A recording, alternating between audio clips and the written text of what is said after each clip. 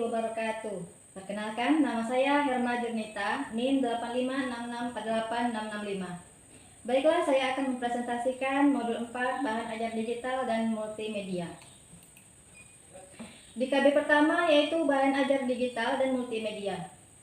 A. Bahan ajar audio. Media audio merupakan jenis bahan ajar spesifik yang efektif dan efisien untuk digunakan sesuai dengan tujuan pembelajaran yang ingin dicapai. Walaupun jenis bahan ajar ini dapat digunakan untuk menyampaikan hampir semua jenis informasi dan pengetahuan. Namun, jumlah ahli berpandangan bahwa bahan ajar audio sangat tepat untuk digunakan dalam pembelajaran yang berkaitan dengan peningkatan kemampuan berbahasa dan juga seni. Bahan ajar audio dapat dipergunakan untuk berbagai keperluan yang berkaitan dengan komunikasi ilmu, pengetahuan, dan informasi. Misalnya, yang pertama yaitu mendokumentasikan pidato seorang pemimpin atau seorang ahli dalam bidang tertentu. Yang kedua yaitu merekam diskusi panel tentang suatu topik. Misalnya ada kejadian ataupun ada rekaman yang suara yang harus kita rekam, itu audio bisa digunakan. Yang ketiga yaitu menyajikan rangkuman pengetahuan dan informasi tertentu. Selanjutnya yang keempat, merekam hasil wawancara. Seperti wartawan itu pasti menggunakan audio. Yang kelima yaitu menjelaskan prosedur yang perlu dilakukan untuk mengerjakan suatu aktivitas. Dan yang keenam, melatih keterampilan dalam memahami pesan verbal. Selanjutnya yaitu keunggulan bahan ajar audio.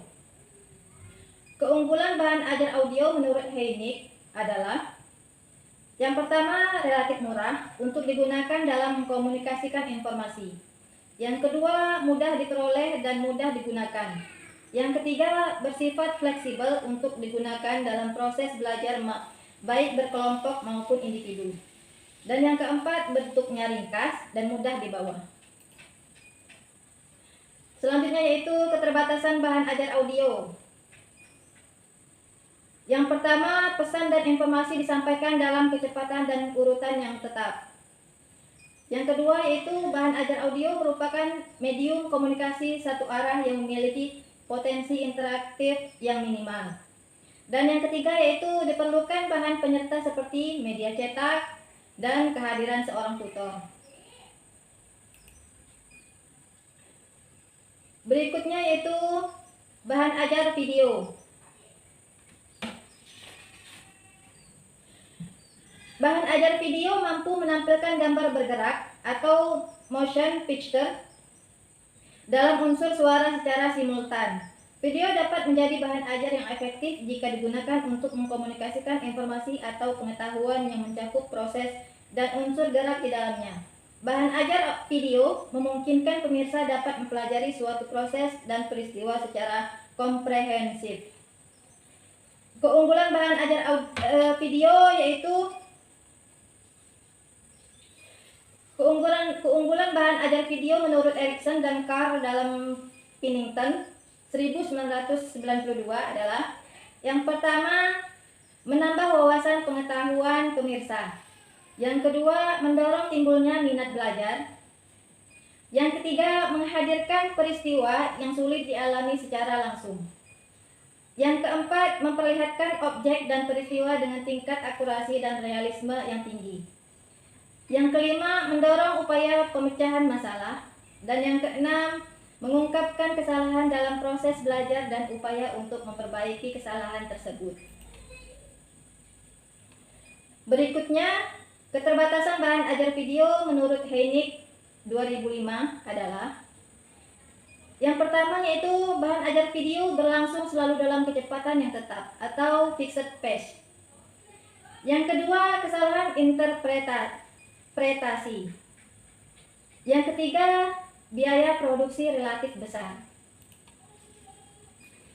Selanjutnya, pemanfaatan bahan ajar video. Yang pertama yaitu bahan orientasi dalam pelatihan atau training bagi pegawai atau karyawan baru. Yang kedua, menayangkan isi materi program pelatihan. Dan yang ketiga, mengenalkan sebuah produk dan kebijaksanaan baru. Dan yang keempat, membuat informasi yang ditayangkan dapat dipahami secara bersama. Berikutnya yaitu bahan ajar multimedia. Bahan ajar multimedia merupakan suatu program komputer yang mampu menampilkan pesan dan informasi melalui integrasi unsur teks, gambar, video, animasi, dan audio. Keunggulan bahan ajar multimedia menurut Heinig dan Molenda 2005 yaitu yang pertama, membuat proses belajar lebih baik atau meningkatkan daya ingat atau retensi. Yang kedua, memfasilitasi proses belajar peserta didik yang memiliki gaya belajar yang berbeda. Yang ketiga, membantu peserta didik dalam mencapai beragam tujuan pembelajaran secara efektif. Yang keempat, menyampaikan informasi dan pengetahuan dengan tingkat realisme yang tinggi. Dan yang selanjutnya, meningkatkan motivasi belajar. Berikutnya yaitu bersifat interaktif, mendukung aktivitas pembelajaran baik individual maupun kelompok. Selanjutnya, menampilkan materi pelajaran secara konsisten. Banyak sekali ya keunggulan bahan ajar multimedia ini. Di KB2 yaitu prosedur dalam mengembangkan bahan ajar multimedia. A. Model Azure. Program multimedia yang dimanfaatkan sebagai sarana pembelajaran dapat memberikan pengalaman belajar atau learning experience yang kaya materi bagi penggunanya.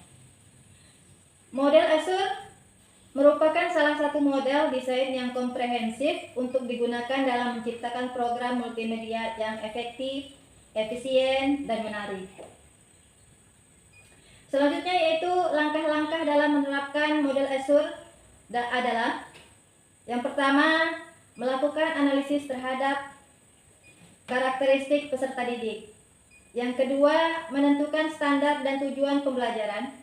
Dan yang ketiga, memilih strategi dan sumber belajar. Dan yang keempat, memanfaatkan sumber belajar.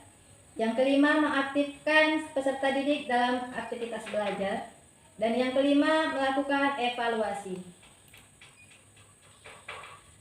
Selanjutnya yaitu program multimedia. Program multimedia dapat didesain dengan pertama, format linear, yaitu mengharuskan pengguna mempelajari isi atau program yang ada di dalamnya secara bertahap dan sistematis. Yang kedua yaitu format bercabang. Artinya yaitu pengguna dapat memilih isi dan materi pelajaran secara fleksibel. Berikutnya, implementasi model Azure. Tampilan program multimedia merupakan kombinasi yang meliputi 1. Teks, yaitu unsur yang dapat digunakan untuk mendeskripsikan hampir semua jenis informasi dan pengetahuan. Yang kedua, gambar, yaitu memiliki keunggulan untuk mengkomunikasikan informasi dan pengetahuan yang kurang efektif jika disampaikan hanya melalui unsur teks semata. Selanjutnya yaitu ketiga, audio, yaitu mempunyai peran yang sangat penting untuk digunakan menyampaikan informasi dan pengetahuan melalui unsur verbal atau lisan. Yang keempat, video, yaitu bagian atau unsur dalam program multimedia yang memiliki keunggulan dalam menayangkan informasi dan pengetahuan tentang proses dan prosedur yang perlu untuk dipelajari. Selanjutnya yaitu yang kelima, hyperlink atau hyperlink, yaitu perlu untuk dipelajari komponen penting yang kerap digunakan dalam pemanfaatan program multimedia sebagai sarana pembelajaran. Selanjutnya, ragam metode pembelajaran yang dapat digunakan dalam program multimedia. Yang pertama, presentasi. Yang kedua, demonstrasi. Yang ketiga, latihan berulang. Dan yang keempat, diskusi. Kelima, pemecahan masalah. Selanjutnya yaitu simulasi dan permainan.